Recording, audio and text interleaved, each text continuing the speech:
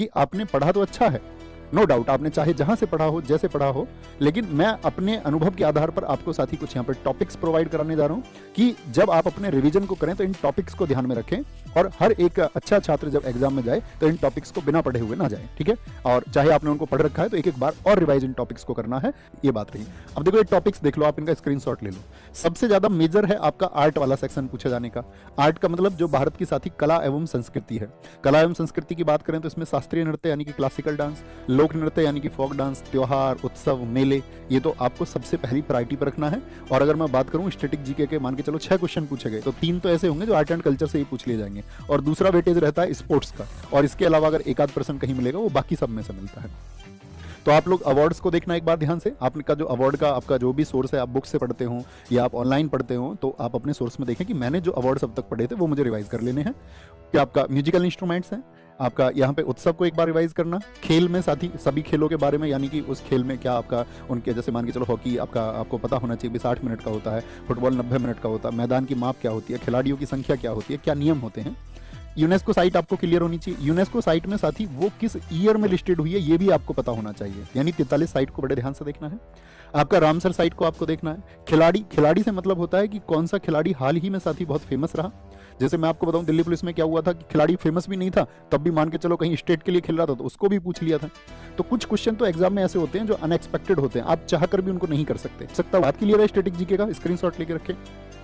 Current affairs में क्या क्या करना है, अभी हाल ही में जो अपॉइंटमेंट हुए, मैं आपसे हमेशा कहता हूं करंट अफेयर्स को बहुत पहले मत पढ़ा करो कि 1 साल पहले से पढ़ रहे हैं। रिसेंट में जब आपका एग्जाम आने वाला हो तो उससे 1-2 महीने पहले आप उसको पढ़ें। तो क्या बोलेंगे, जितने भी अपॉइंटमेंट हैं खेल से संबंधित, अभी हाल ही में कोई ट्रॉफी हुई है, मान के चलो कभी आपका लास्ट वाला आईपीएल हुआ, या आपका वुमेन प्रीमियर लीग हुआ लास्ट वाला, या आपका कोई भी गेम है जो रिसेंट में हुआ, उसका डेटा आपको पता होना चाहिए। किस मंत्रालय ने कौन सा कार्यक्रम चलाया है हमारे देश में, कि वो किस मिनिस्ट्री द्वारा चला है, ठीक है। योजनाएं सारी पता होना चाहिए आपको, सेंट्रल गवर्नमेंट ने जो शुरू की है। कुछ स्टेट की योजनाएं भी पूछ लेता है कि ये बहुत चर्चित हो, अगर आपका स्कीम है तो किस स्टेट में लॉन्च हुई है आपका। चर्चित व्यक्ति कौन होते हैं, या तो साथी जो दुनिया के सामने कोई अवार्ड बन पाया हो, या कोई विशेष काम किया हो, या सबसे इंपॉर्टेंट हाल ही में निधन हुआ। जैसे मान के चलो अभी निधन हुआ आपका, एक आकार में बात करूं जो हमारा गांधी बजाते थे, तो जाकिर हुसैन जी से उनको कौन-कौन से अवार्ड मिले, जाकिर हुसैन के बारे में क्या इंपॉर्टेंट हो सकता है वो आपको पता होना चाहिए। इसी को बोलते हैं जाकिर हुसैन जी को आपको अवार्ड, तो आपसे क्वेश्चन पूछ लेगा, 5 साल पुराना करंट अफेयर्स पूछ रहा है, तो वो इसलिए करंट अफेयर्स नहीं पूछ रहा है क्योंकि ये चर्चित रहे तो इनसे रिलेटेड पूछता है। ओके, पद्म में कहूं इन टॉपिक्स के बिना मत जाना। ओके, ऐसा नहीं कि भैया मैंने तो सब कुछ छोड़ दिया था, सिर्फ 4 टॉपिक में पढ़ के गया था, ऐसा तो नहीं करोगे ना, ऐसा नहीं करना है। इकोनॉमिक्स में साथी करेंसी से रिलेटेड भी, करेंसी आपका मुद्रास्फीति क्या होती है, या आपका मुद्रा का मूल्यन कितनी बार हुआ है, उस टाइम पे आरबीआई के गवर्नर कौन थे, प्रधानमंत्री कौन थे, राष्ट्रपति कौन थे, पता होना चाहिए। 5 ईयर प्लान के बारे में आपको पता होना चाहिए। आरबीआई की स्थापना से लेकर के आरबीआई के कार्य क्या है, आरबीआई के कार्य, चाहे वो मॉनेटरी पॉलिसी बनाता है, मौद्रिक नीति बनाता है, उसमें कितने सदस्य होते हैं, जो केंद्रीय निदेशक बोर्ड होता है, नोट पे भाषा, लैंग्वेज, नोट पे साइन, 1 रुपए के नोट पे किसके साइन होते हैं, नोट का कलर, नोट की डायमेंशन, ठीक है। और आपका आरबीआई, और आरबीआई के साथ में जो आपका अन्य बैंक है, यानी कि जो नेशनलाइज बैंक है आपके 12, उनके बारे में, उनका राष्ट्रीयकरण पहली बार 1969 में हुआ, दूसरी बार 1980 में हुआ, तो उनके बारे में आपको जानकारी होनी चाहिए। ग्रीन रिवॉल्यूशन के बारे में, first phase and second phase, Bharat सरकार की योजनाएं, ये मैंने अभी बताया आपको पीछे। जीएसटी के बारे में अच्छे से पढ़ के जाना कंप्लीट। नेशनल इनकम क्या होती है, जो नेशनल इनकम समझोगे तो जीडीपी भी आप समझ जाओगे। नेशनल इनकम, जीडीपी, जीएनपी, इनकी आपको डेफिनेशंस, इनके फॉर्मूले आपको पता होने चाहिए। फुल फॉर्म ज्यादा तो एक बार और रिवाइज करेंगे। हिस्ट्री में साथी हड़प्पा सभ्यता पढ़ लो एक बार रिवीजन में, कि हड़प्पा सभ्यता में क्या क्या था मेजरली, कि भाई कौन सी चीजें कहां से मिली हैं, खोज कब हुई, कौन किस नदी के किनारे था, नदियों के प्राचीन नाम क्या थे, सिर्फ इतना। फिर आएंगे वैदिक सभ्यता में, वैदिक सभ्यता में यानी कि वेद कौन कौन से थे, किस वेद में क्या लिखा गया है। फिर आएंगे वंश और राजधानी, ये बहुत इंपॉर्टेंट है, किसी भी वंश की राजधानी कौन सी रही है, या उस वंश का संस्थापक कौन रहा है, जीडी में बहुत ज्यादा पूछा जाता है। महाजनपद 16 थे, उनकी राजधानी आपको पता हो, महाजनपद 16 थे, उनकी राजधानी आपको पता होनी चाहिए। सम्राट अशोक के बारे में जानकारी होनी चाहिए आपको, कि उनका 13वां शिलालेख बड़ा महत्वपूर्ण था, अशोक के क्या नाम थे, ठीक है। जैन धर्म और बौद्ध धर्म के जो सिद्धांत हैं, या इनके संस्थापक यानी महावीर स्वामी जी और आपका महात्मा बुद्ध के बारे में आपको पता होना चाहिए। प्रमुख ऐतिहासिक शब्दावली, ये क्या है, प्रमुख ऐतिहासिक शब्दावली में वो सभी शब्द आ जाते हैं साथ ही, मान के चलो आपका जैसे आप देखोगे चाचर भूमि क्या होती थी, ठीक है, आपसे पोलज भूमि पूछ लेगा क्या होती थी अकबर के टाइम पे, तो वो ऐतिहासिक शब्दावली है। इसमें अक्सर कई बार तो जटिल प्रश्न ऐसा आ जाता है कि वो मतलब अध्यापकों के लिए मुश्किल होता है, मेरे लिए मुश्किल हो जाएगा। मध्यकालीन भारत में दिल्ली सल्तनत एक छोटा टॉपिक है, आप अगर लगातार रिवाइज करने बैठेंगे शायद एक दिन में आप इसको रिवाइज कर सकते हैं। मुगल काल आप एक दिन में रिवाइज कर सकते हैं। आधुनिक भारत की जब बात आएगी तो उसमें साथी एक तो कांग्रेस और प्रमुख समाज, देखो इसको इंपॉर्टेंट मानना, प्रमुख समाज क्या है, जैसे आपका मैं आपसे पूछूंगी, मुझे इनके बिना नहीं जाना है। ओके, पॉलिटी में क्या करना है, पॉलिटी में साथी एक बार तो संविधान सभा को पढ़ें, संविधान के भाग जो कि वर्तमान में आपका 25 हो चुके हैं, किस भाग में क्या दिया गया है। राज्यपाल को जरूर पढ़ लेना कि भाई राज्यपाल जो आपका आर्टिकल हम शुरू करते हैं 153 के आसपास के जो आर्टिकल्स हैं उनको ध्यान से पढ़ें। पार्लियामेंट में भी राज्यसभा जो होती है आपका और लोकसभा, इनके सदस्य कैसे चुने जाते हैं।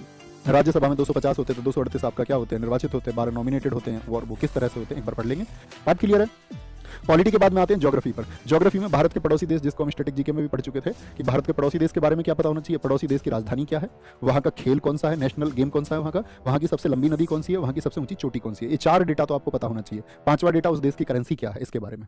सेंसस को पढ़ के जाना भैया, ज्योग्राफी में, इकोनॉमिक्स में, जहां भी आपने पढ़ा हो। मैंने बताया कि सेंसस से एक क्वेश्चन जरूर आता है। जिन साथियों ने सेंसस को नहीं पढ़ा है, यूट्यूब पे ही मैंने क्लास करा रखी है, लिख लेना सेंसस या जनगणना, ऐसे कर सकते हैं, क्लास आपको मिल जाएगी, ठीक है। बहुत अच्छी क्लास है, उसको जरूर आप लोग करना चाहें तो जरूर करें।